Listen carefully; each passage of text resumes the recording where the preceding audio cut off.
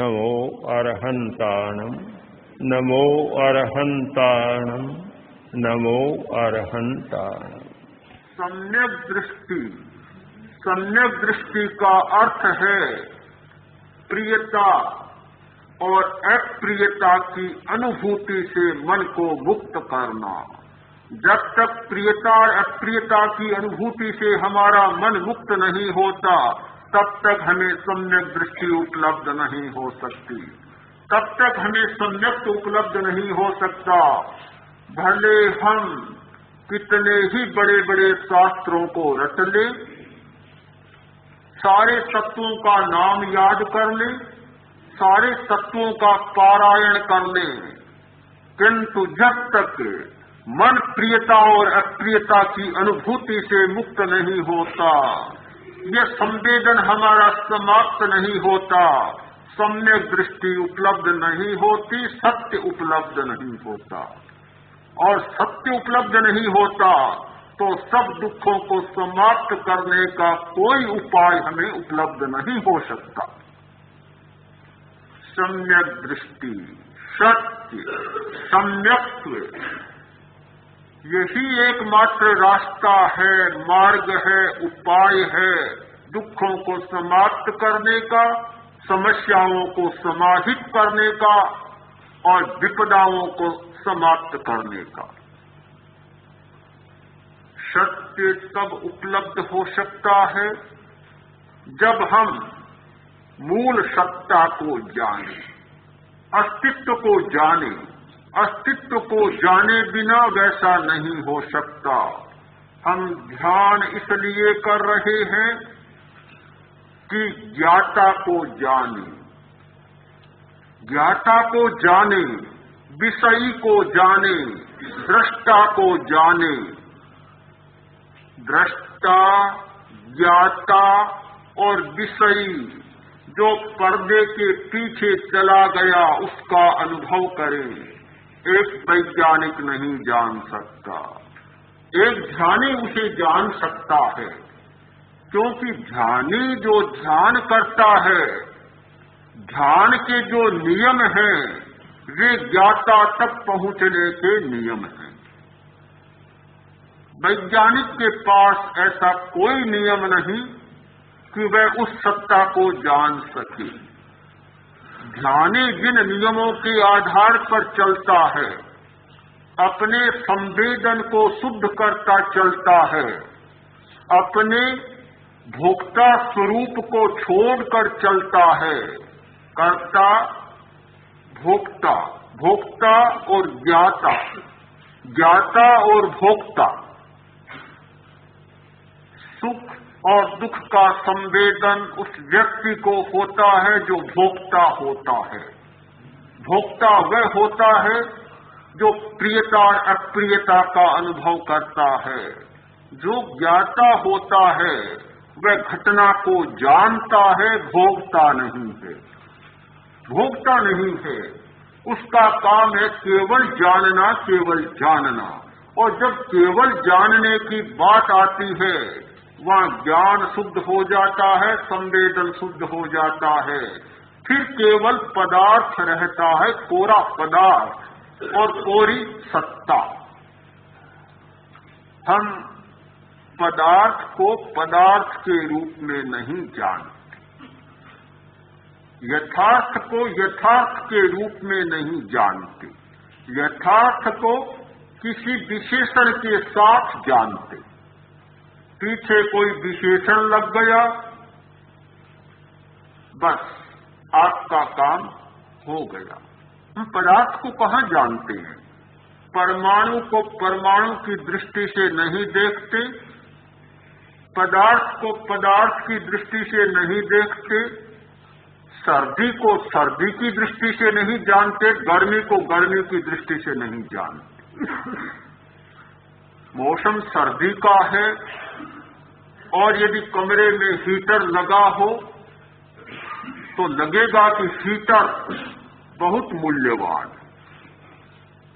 जेठ की दोपहरी हो, चिलचिलाती धूप और कमरे में कोई हीटर लगा दे आपको लगेगा कि हीटर जितना बेकार दुनिया में कोई पदार्थ नहीं है।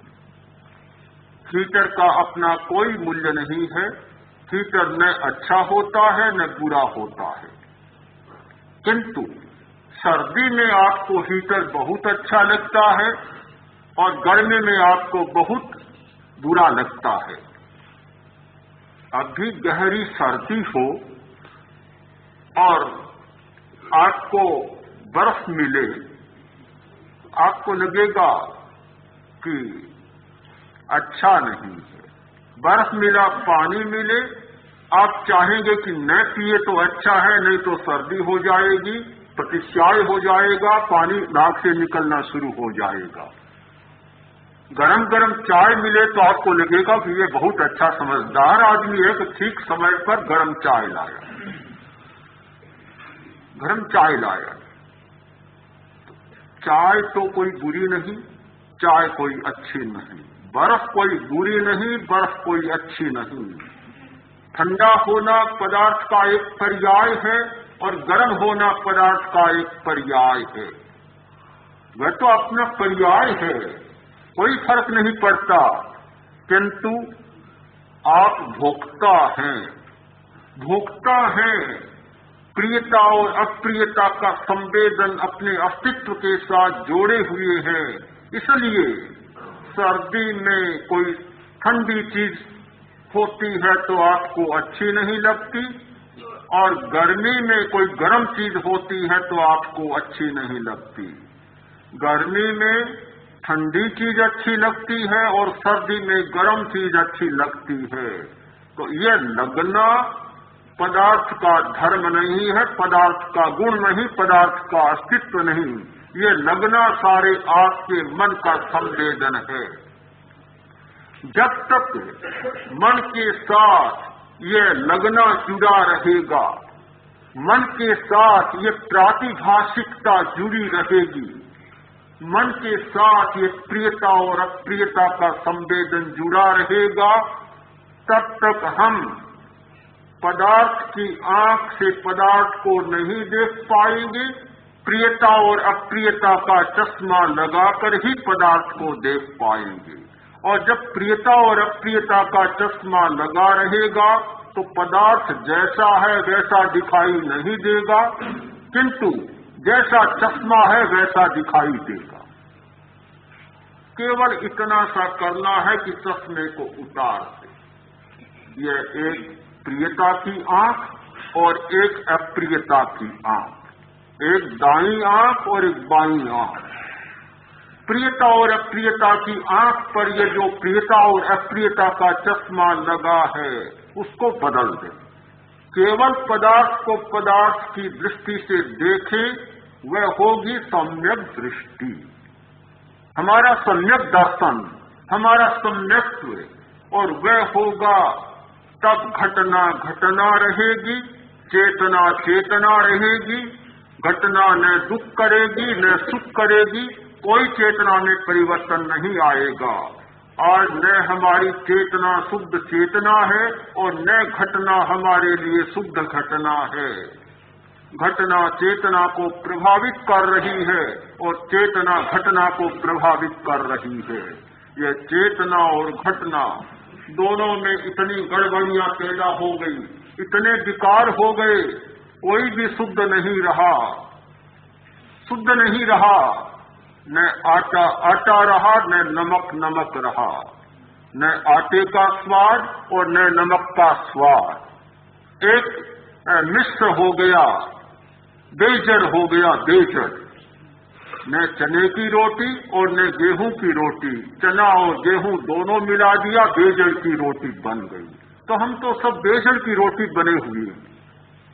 बेजड़ की रोटी है। शुद्ध नाम का इस दुनिया में कोई तत्व नहीं है।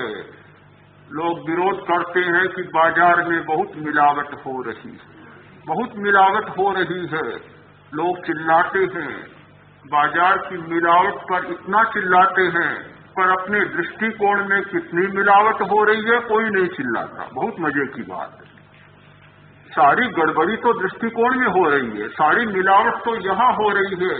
बेचारे बाजार वाले तो कितनी मिलावट करते होंगे, और हम न जाने जहां तब से उठते हैं, जागते हैं, तब से सोते हैं, तब तक न जाने सारी मिलावट ही मिलावट में अपना दिन बिताते हैं और रात बिताते हैं।